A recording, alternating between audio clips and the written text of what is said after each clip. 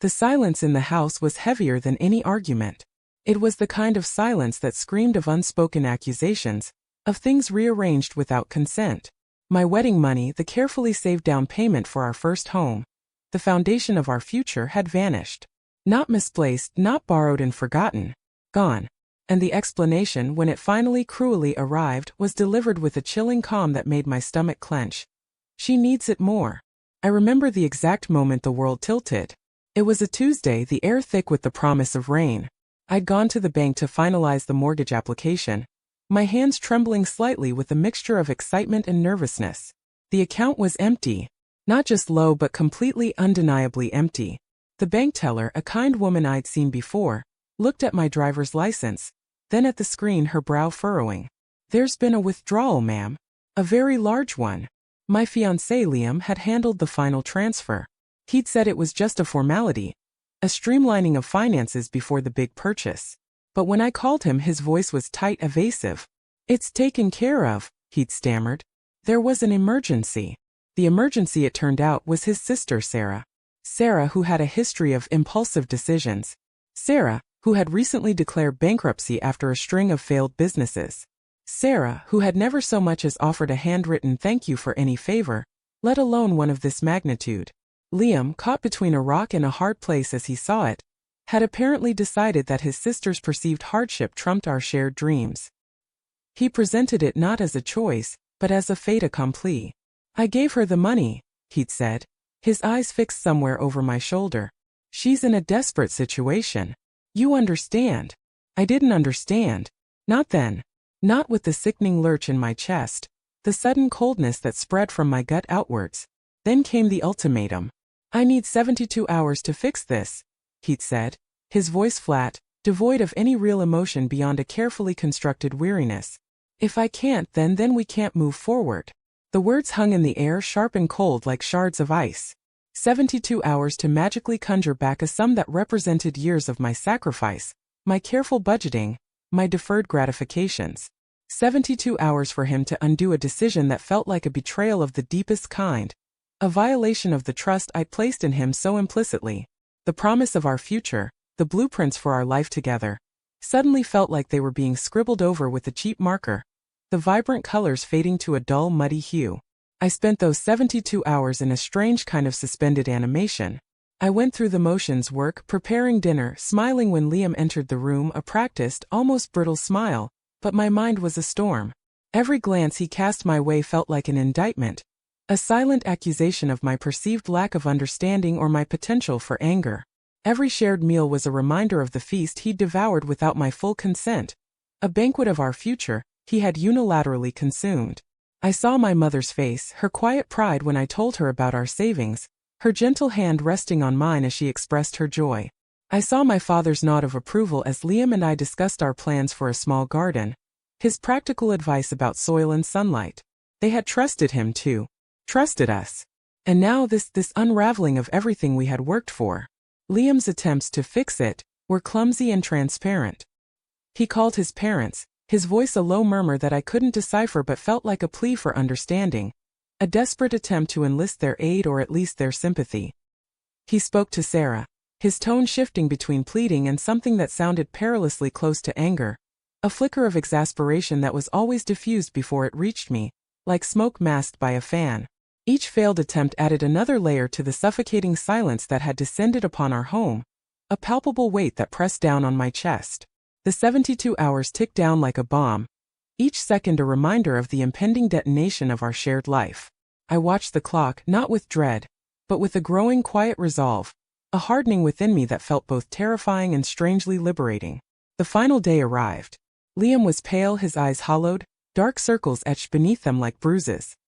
He'd confessed he'd exhausted every avenue he could think of, every desperate measure he could conceive. He'd offered Sarah his car, a vintage motorbike he'd meticulously restored over years, a labor of love that now seemed like a cheap offering in comparison. He'd promised to cover her rent for the next 6 months, a substantial sum in itself, but still a pittance compared to what had been given. Nothing could replace the sum he'd given her, the seed money, for our dreams. He looked at me, his expression a mixture of defeat and expectation, waiting for my verdict, my pronouncement of judgment. He'd framed it as my choice, the ultimate arbiter of our fate. Stay or go. But the choice felt already made, irrevocably decided by his actions, by the fundamental breach of trust. That evening I made a simple meal. Pasta.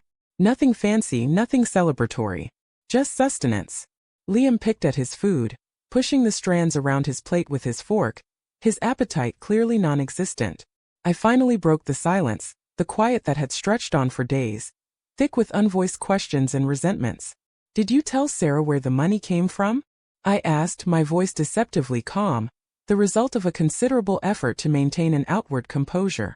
He flinched, a subtle tremor that betrayed his inner turmoil. I told her it was our wedding fund. A small, almost imperceptible nod, barely a movement of his head. And did you tell her it was my wedding fund? The one I'd been saving for since college? The one I'd specifically earmarked for our house? He looked down at his plate, his gaze fixed on the ceramic surface, as if searching for answers there. I don't think I clarified that. That was the turning point. Not the anger, which had been a simmering undercurrent, not the desperation, which had threatened to consume me, but the quiet, deliberate misrepresentation. The erasure of my contribution, my agency, my very presence in the financial decisions of our shared life. It wasn't just the money.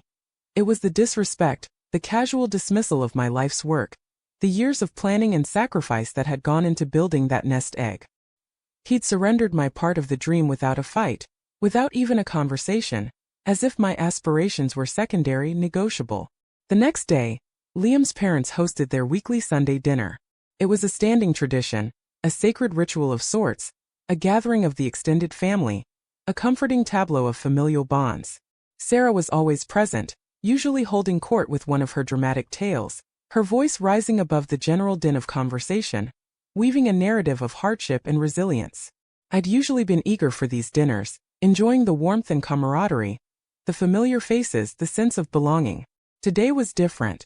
Liam had pleaded with me to come, his voice laced with a desperate hope, urging me to show a united front, to attempt to salvage what remained of our relationship, to try and smooth over the discord. I had agreed, but not for him. I agreed for myself, for the opportunity to speak my truth in a setting that demanded a certain decorum, a certain facade of civility. I arrived a little later than usual, allowing the initial wave of greetings to subside, the air to settle into its customary hum. The usual boisterous greetings, the warm embraces were muted when I entered, a subtle shift in the atmosphere that was palpable. Sarah was, predictably, the center of attention, regaling a captive audience with a story about how a generous benefactor had saved her from utter ruin, her voice dripping with a manufactured gratitude. She gestured vaguely, her eyes sparkling with a mixture of self-pity and a triumphant, almost theatrical relief. Liam sat beside her, his face a mask of strained politeness, his jaw tight, his gaze fixed somewhere in the middle distance. I walked over to the dessert table, where Liam's mother was meticulously arranging a fruit salad, her movements precise and practiced.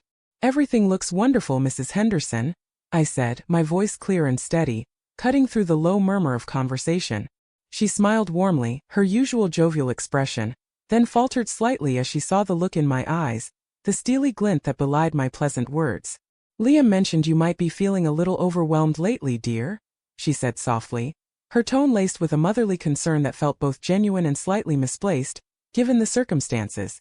"I am, Mrs. Henderson," I replied, my gaze sweeping across the room, landing deliberately on Sarah, who had momentarily paused her narrative, her audience hanging on her every word. "Especially when it comes to decisions about finances. You see," I continued, my voice carrying just enough to catch the attention of those closest to me, those who had been so raptly listening to Sarah's tale, "I've been saving for a long time for a very specific purpose." I picked up a small decorative fork, turning it over in my fingers. It was for a wedding fund, for the down payment on our first home. My fiancé Liam recently decided to reallocate those funds to his sister, Sarah, because she needed it more. A hush fell over the room, sudden and absolute, like a blanket dropped over a roaring fire. Sarah's eyes widened, her mouth falling open slightly, her perfectly painted lips parting in disbelief. Liam visibly stiffened, eyed her, his shoulders tensing, his body language screaming of discomfort. "He didn't consult me, of course," I added, my tone devoid of accusation, simply stating facts as I understood them, allowing the stark reality of the situation to speak for itself. But I suppose when you're in desperate times, you sometimes forget to consider all the parties involved. It's a shame, really. It's a significant amount of money, and it represented years of my hard work and careful planning. I looked directly at Sarah, my gaze unwavering, holding hers for a beat longer than comfortable. I do hope you'll be able to make good use of it, Sarah. It would be a shame if it were to go to waste, wouldn't it? The silence that followed was profound, a tangible entity that filled the space where conversation had been only moments before. Liam's mother looked from me to Sarah, her face a mixture of confusion and dawning realization, her expression shifting from polite concern to something akin to shock. Sarah, for the first time that evening, had no dramatic tale to spin, no witty retort, no theatrical sigh. Her face had gone from flushed excitement to a ghastly pallor, the color draining from her cheeks. Her supporters, who had been hanging on her every word with avid sympathy, shifted uncomfortably in their seats, their expressions changing from an eager willingness to believe to something closer to suspicion, a flicker of doubt igniting in their eyes. Liam didn't speak. He just stared at me, a flicker of something unreadable in his eyes, perhaps surprise at my directness, perhaps a grudging understanding of the position he had placed himself in, or perhaps just the quiet shock of witnessing a carefully constructed facade crumble so spectacularly, so publicly. The rest of the evening was an exercise in polite avoidance, a strained continuation of the meal under a suffocating cloud of unspoken judgment. No one dared to bring up the topic of money again, but the air was thick with the unspoken consequences of my revelation. Sarah's theatrics were stifled, her usual charm replaced by a nervous fidgeting, a constant adjustment of her clothes, a darting of her eyes around the room as if searching for an escape route. The unspoken consequences rippled outwards, a wave of quiet disapproval washing over her carefully cultivated image of a victim in need of rescue. That image was now tinged with the perception of opportunistic manipulation, of a calculated exploitation of familial bonds. My quiet truth, delivered with dispassionate clarity, had deflated her narrative, leaving her exposed not as a recipient of a sisterly sacrifice, but as someone who had, quite deliberately, taken what was not hers, with the complicity of her brother. I left early, offering polite goodbyes to Liam's parents, a brief, almost perfunctory nod to Liam and Sarah, who remained seated, frozen in their awkward tableau. Liam didn't follow me to the car, didn't offer to escort me out, didn't attempt a last-minute plea or apology. I drove home, the night air cool on my face, a welcome contrast to the stifling atmosphere I had just left. The silence in my own apartment was different now. It was no longer heavy with unspoken betrayal, with the suffocating weight of a secret kept from me. Instead, it was filled with a quiet, almost clinical clarity, a sense of having finally exhaled after holding my breath for days. I had not sought to destroy or to punish, not overtly. I had simply allowed the truth, unvarnished and unadorned, to reveal itself, to speak for itself in the most public way I could conceive. The emotional debt I knew was far from settled, the damage inflicted was deep and complex. But for now there was a strange, unyielding calm, a quiet certainty that I had acted with integrity, and that in the face of deceit, the truth, however painful, was the only solid ground on which to stand.